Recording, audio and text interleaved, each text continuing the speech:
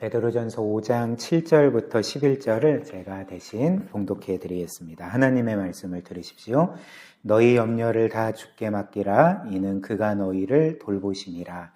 근신하라, 깨어라. 너희 대적마귀가 우는 사자같이 두루다니며 삼킬 자를 찾나니 너희는 믿음을 굳건하게 하여 그를 대적하라.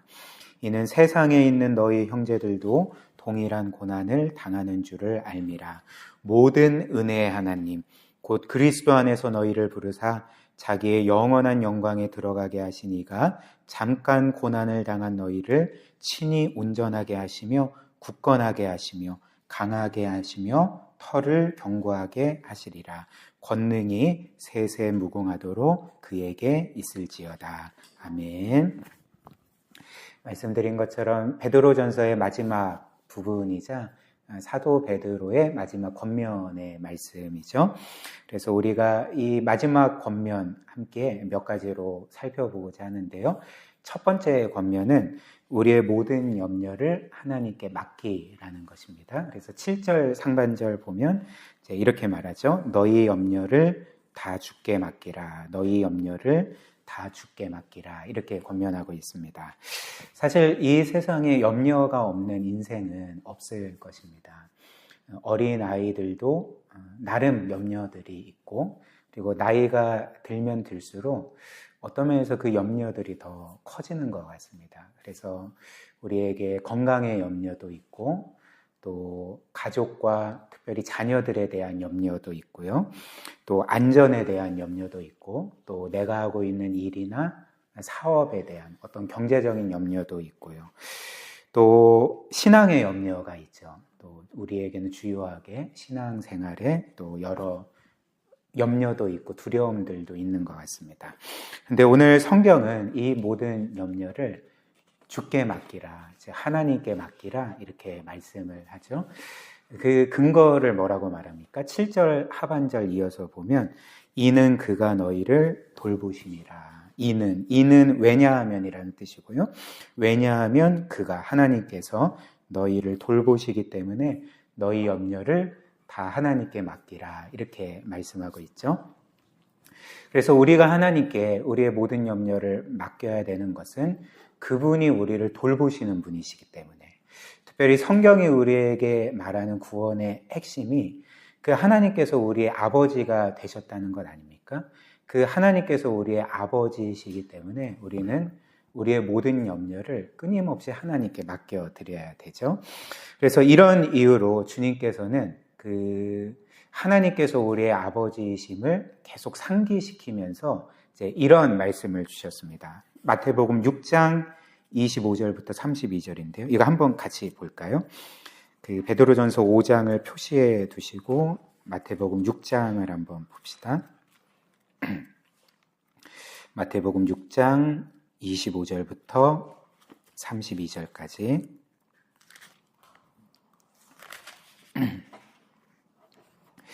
그래서 우리 주님께서 산상수훈에서 이렇게 말씀하십니다. 그러므로 내가 너희에게 이르노니 목숨을 위하여 무엇을 먹을까? 무엇을 마실까? 몸을 위하여 무엇을 입을까? 염려하지 말라. 목숨이 음식보다 중하지 아니하며 몸이 의복보다 중하지 아니하냐. 공중의 새를 보라. 심지도 않고 거두지도 않고 창고에 모아들이지도 아니하되 너희 하늘 아버지께서 기르시나니 너희는 이것들보다 귀하지 아니하냐. 일단 지금 예수께서 말씀하시는 핵심이 무엇입니까? 26절까지의 말씀을 보면 하나님께서 우리뿐만 아니라 새를 돌보신다 이렇게 말씀을 하는 거죠. 공중에 나는 새를 돌보시고, 그래서 그들은 심지도 않고 거두지도 않고 창고에 모아들이지도 아니하지만 늘 하나님의 공급하심 가운데 그렇게 살아서 공중을 날기도 하고 또 그들의 삶을 영위하지 않느냐 이런 말씀을 하고 있는 거죠. 그런데 사실 그 새가 살 수 있는 것은 자신이 먹이를 구해서 먹기 때문에 살 수 있는 거잖아요. 근데 여기에서는 하나님께서 돌보신다 이렇게 말씀을 하는 거죠. 이제 무슨 말이겠습니까?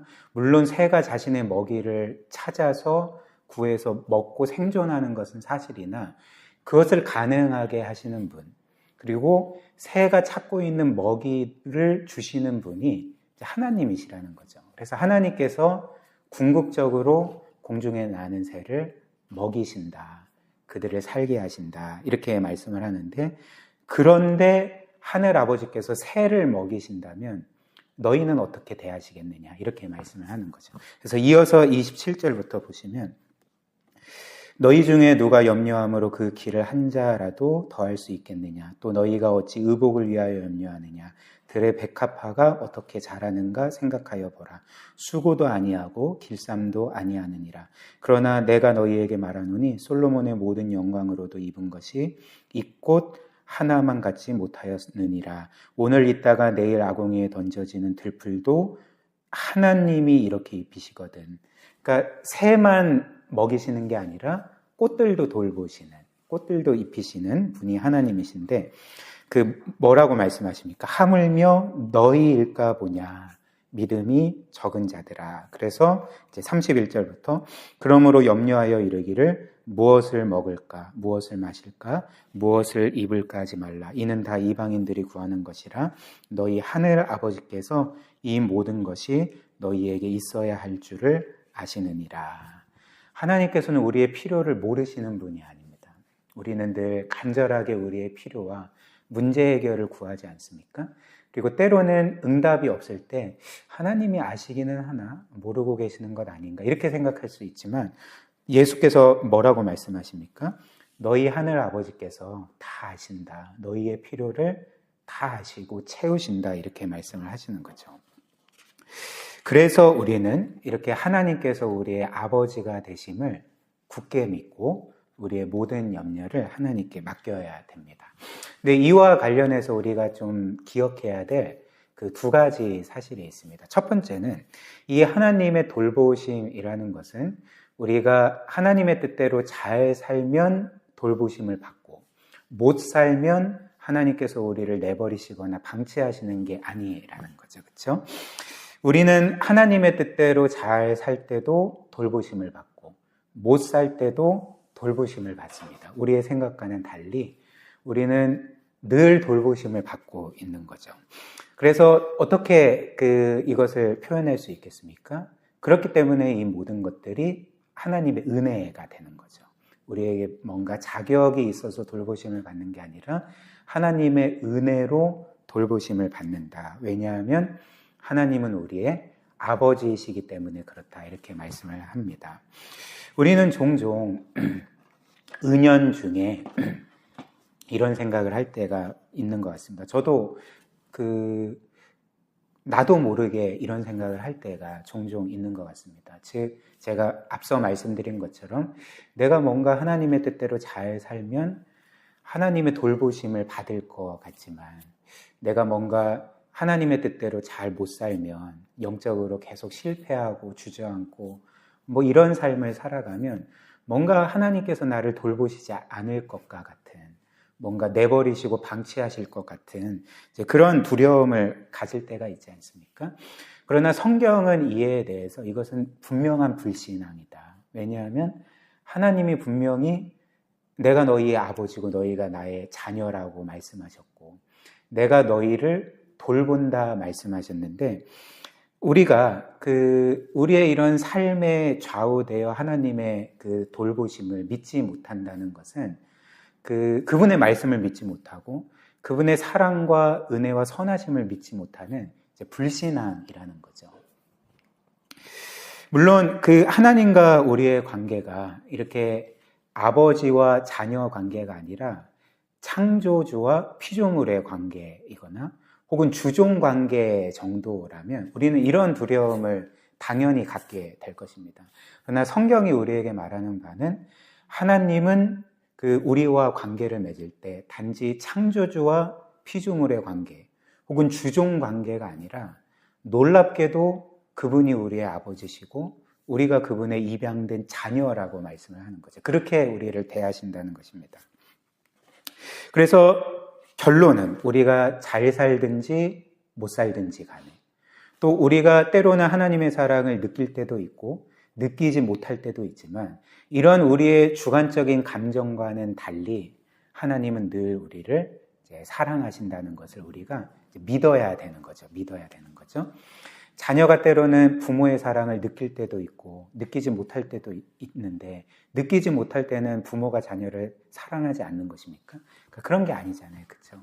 그러니까 하나님께서도 우리의 이런 삶과는 상관없이 주관적인 느낌과는 상관없이 늘 우리를 사랑하신다는 것을 우리가 굳게 믿어야 하는 거죠. 그래서 우리도 당연히 아는 사실 아닙니까? 이 세상에 어느 부모가 자녀가 부모에게 순종하면 돌봐주고 불순종하면 버리겠습니까? 뭐 밥 안 주거나 뭐 이렇게 하지 않잖아요. 집에서 쫓아내거나 이렇지 않잖아요. 그 부모는 어떤 면에서 좀 엇나가는 자녀, 자신의 아픈 손가락인 자녀에게 더 마음이 가는 법입니다. 더 그에 대해서 마음을 가지고 그를 더 어떤 면에서 안타까워하고 더 보살피려고 하고 어찌됐든 그를 온전하게 양육시키려고 애쓰는 것이 부모의 마음이지 않습니까? 물론 이것이 이렇게 엇나가는 아픈 손가락인 자녀에 대해서 부모가 아무런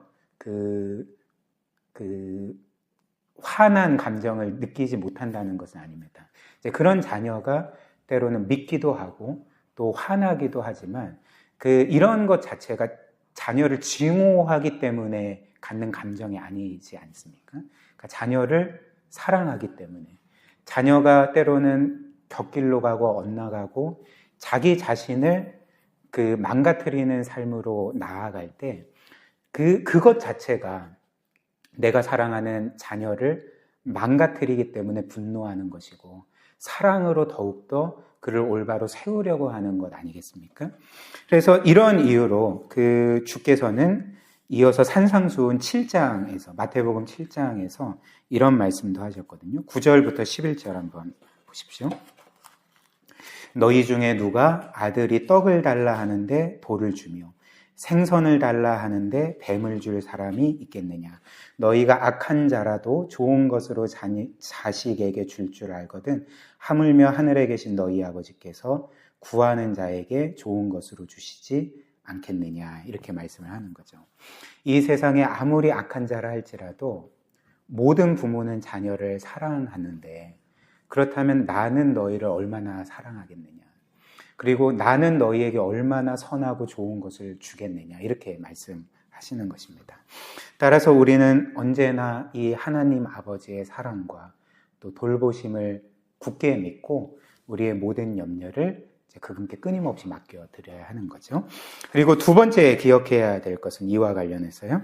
우리가 이렇게 하나님께 우리의 모든 염려를 맡긴다고 해서 그것 자체가 우리의 삶이 우리가 뜻하는 대로 된다는 것은 아닙니다. 그런 것을 의미하는 건 아니죠. 하나님께서 우리를 돌보실 때에 그것은 우리 뜻대로 그리고 우리가 원하는 대로 우리의 삶이 이루어진다는 것이 그런 것을 의미하는 게 아니죠. 그럴 수도 있고 아닐 수도 있는데 아닌 경우가 좀 더 많은 것 같습니다. 그래서 하나님께서는 우리를 돌보실 때에 우리의 인생을 늘 우리가 원하는 대로 가도록 그렇게 두시지 않습니다. 오히려 우리가 원하는 대로가 아니라 그분이 원하시는 대로 우리를 돌보시고 인도하신다는 거죠. 왜 그럴까요? 왜냐하면 우리 인생에 대한 우리의 뜻은 때때로 좋은 것도 있지만 나쁜 것도 있기 때문에 그런 거죠. 내가 좋다고 생각하는 어떤 것이 나에게 나쁜 것일 수 있는 때가 많기 때문에 하나님은 우리를 돌보실 때에 우리의 뜻이 아닌가 그분의 뜻대로 우리의 삶을 이끄신다는 것을 기억해야 되는 것입니다. 그래서 예를 들면 어린 자녀들은 부모에게 여러 가지를 구하지만 어린 자녀가 늘 자기에게 좋은 것을 구합니까? 그렇지 않습니다. 대체적으로 자기에게 나쁜 것을 부모에게 구할 때가 많은 거죠. 그래서 제가 요즘에 보니까 탕후루라는 게 굉장히 유행하는 것 같아요. 권사님 탕후루 아십니까? 모르세요? 네. 이제 뭐라고 설명하면 되는지 모르겠지만 굉장히 이제 당덩어리 언 과일에다가 이제 설탕물을 묻혀서 또 얼리는 것 같아요. 그걸 꼬치로 만든 음식이 탕후루인데, 그 치과 의사들이 굉장히 요즘에 좋아한답니다. 왜냐하면 수입이 늘어서. 네, 네, 그렇답니다. 그러니까 그 요즘에 특별히 어린 세대들이 그 탕후루 열풍에 지금 그 가운데 있어서 계속 먹잖아요. 너희들 한번 먹어봤니? 안 먹어봤니? 그래. 그래서 어찌됐든 자녀들은 그 자신에게 나쁜 것들을 구할 때가 많은 거죠. 이렇게 그 음식 같은 경우에도 그들의 몸에 좋은 음식보다는 이제 나쁜 음식을 구할 때가 많고, 또 뭐 그런 것뿐만 아니라 이제 게임 같이, 물론 뭐 적절하게 하면 뭐 상관이 없지만 그 자신의 인생에 별로 도움이 되지 않는 이제 그런 것들을 늘 이제 구하기도 하고. 근데 이 말을 하는 저는 이제 굉장히 부끄럽습니다. 왜냐하면 저는 중고등학교 시절을 늘 게임과 밤새도록 게임하고 이랬거든요. 어찌됐든 이런 거를 구하고, 또 그 어린 자녀들은 자신의 인생에 대해서 잘못된 계획을 세울 때도 많은 것 같습니다. 따라서 부모가 어린 자녀를 돌본다는 것은 그들이 원하는 모든 것들을 공급해 준다는 의미가 아니라 그들이 원하는 것을 적절하게 끊어내고, 부모가 생각하기에 그들에게 가장 좋은 것을 끊임없이 공급해 주는 게 부모의 돌봄 아닙니까? 하나님의 돌보심이 이렇다는 거죠. 그렇다면 그 어린 아이의 경우는 그렇지만 그 자녀가 나이가 들고 장성하면 괜찮을까요? 그러니까 그렇지도 않죠. 제가 전에 한번 말씀드린 것처럼 우리는 인생을 살면서 다 경험하는 바가 뭐냐면 20대가 되면 자신의 10대 시절을 돌아보면 굉장히 어리석어 보이는 거죠. 그리고 30대가 돼서 자신의 20대 시절을 돌아보면 이제 얼굴이 화끈해질 정도로 내가 왜 이렇게 어리석은 삶을 살았지? 이렇게 생각하지 않습니까? 또 40대가 돼서 자신의 30대의 삶을 돌아보면 굉장히 어리석어 보입니다. 이제 이게 계속 이제 이루어지는 거죠. 연장되는 거죠. 그럼 이제 결론적으로 우리가 지나온 인생은 이제 늘 우리가 보기에 어리석어 보이는 거죠. 그리고 사실 우리는 우리의 삶에서 그 궁극적으로 가장 좋은 것이 무엇인지 알지 못하는 인생입니다. 그 인생사 세옹지마라는 그 속담의 뜻대로 사실 우리에게 지금 좋은 것이 나중에 나쁜 것이 될 수도 있고요. 나쁜 결과를 가져올 수도 있고요. 지금 내가 겪고 있는, 내가 생각할 때 나쁜 것이 이후에 좋은 결과를 가져올 수 있는 것 아닙니까? 이게 이제 우리의 인생인데, 따라서 우리가 우리의 인생에서, 나의 인생에서 궁극적으로 가장 좋은 것을 알기 위해서는 어떻게 되어야 될까요? 그러니까 우리의 과거, 현재, 미래를 우리가 다 알아야 되겠죠. 그리고 우리에게 일어나는 모든 일의 인과관계를 우리는 다 알아야 할 것입니다. 그리고 그것뿐만 아니라 내 주위에 이 세상에 일어나는 모든 일의 인과관계를 다 알 때 우리는 나의 삶에 궁극적으로 가장 좋은 것이 무엇인지를 알 수 있을 것입니다. 그러나 그게 가능합니까? 그렇지 않죠. 우리에겐 그런 능력이 없는 거죠. 그러나 하나님은 어떤 분이실까요? 그러니까 우리의 과거와 현재와 미래의 모든 것들을 아시고 우리의 삶에 일어나는 모든 일의 인과관계를 아시고 그것뿐만 아니라 이 세상과 우주 만물 가운데 일어나는 모든 일의 인과관계를 아셔서 우리에게 가장 선하고 좋은 것이 무엇인지를 정확히 아시는 분이라는 거죠. 근데 그 하나님께서 이 모든 것을 아실 뿐만 아니라 우리를 사랑하시되 그 아들을 우리 대신 죽이시기까지 사랑하시는 우리의 아버지시라면 그 하나님께서 우리의 삶에 과연 어떤 것을 주실까요? 부모가 자녀에게 가장 좋은 것을 주고자 애쓰듯이 하나님께서 우리의 삶에 가장 선하고 좋은 것으로 채워주신다는 것을 우리가 확신하게 되지 않습니까? 그래서 10절 말씀이 다시 베드로전서 5장으로 넘어가면 10절 말씀이 우리에게 이렇게 말합니다. 모든 은혜의 하나님, 곧 그리스도 안에서 너희를 부르사 자기의 영원한 영광에 들어가게 하신 이가 잠깐 고난을 당한 너희를 친히 온전하게 하시며 굳건하게 하시며 강하게 하시며 터를 견고하게 하시리라. 무슨 말씀입니까?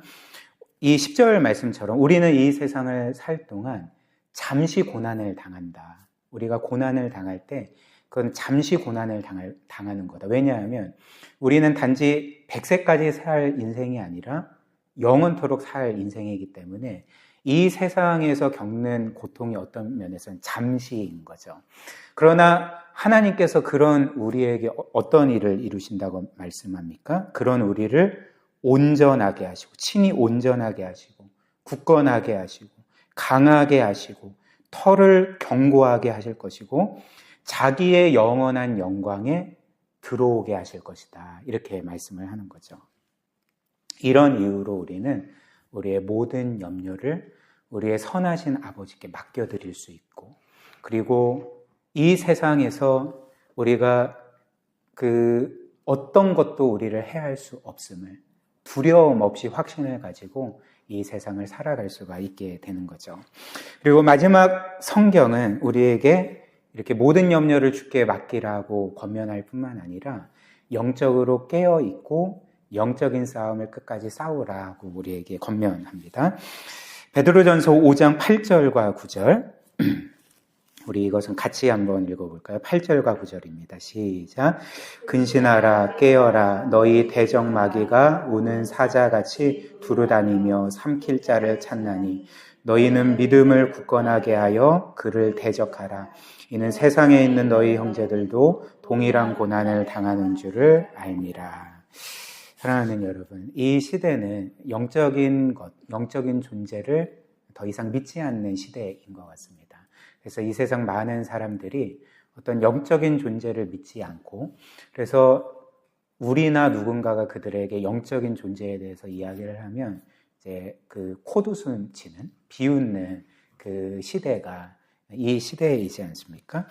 그래서 우리도 종종 이런 시대의 정신에 휩쓸려서 우리가 신앙의 고백으로는 영적인 존재가 존재한다는 것을 고백하나 우리의 어떤 실제의 삶에 있어서는 마치 영적인 존재가 없는 것처럼 의식하지 않고 살아갈 때가 많은 거죠.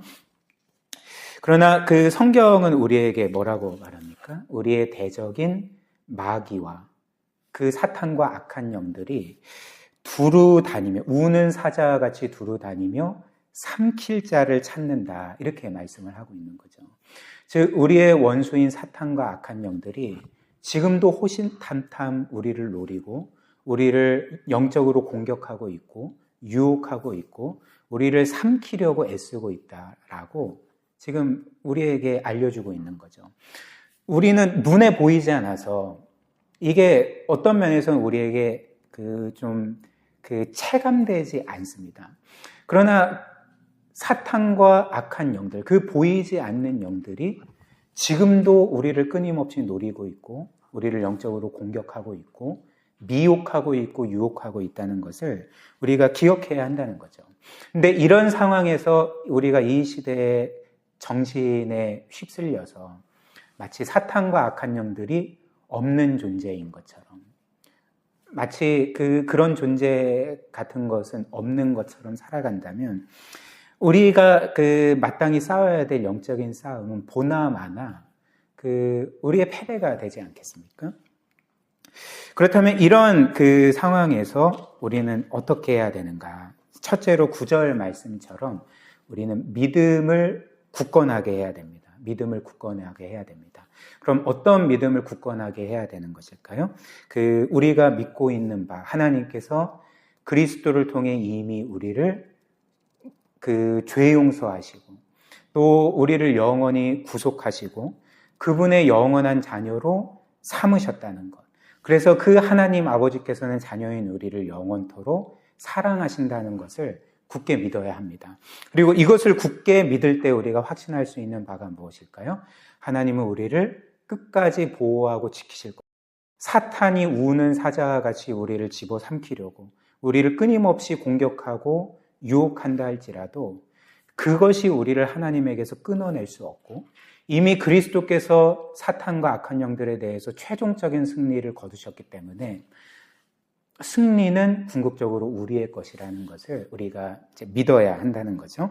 그리고 이것을 믿을 때, 그리고 동시에 하나님의 은혜와 도우심을 구할 때에 우리는 그 사탄을 대적하여서 그와 영적인 싸움을 싸울 수 있고, 우리는 주의 도우심을 통하여서 승리할 수가 있는 것입니다. 그래서 오늘 이 말씀처럼 우리가 마치 사탄이 없는 것처럼, 영적인 그 악한 영들이 없는 것처럼, 영적인 공격이 없는 것처럼 이렇게 살아가지 아니하고, 오늘 말씀처럼 깨어있고 믿음에 굳건하게 서고 그 악한 사탄과 영들을 대적하여서 늘 영적인 싸움을 신실하게 싸워나가는 우리 모두가 되기를 주님의 이름으로 축복합니다.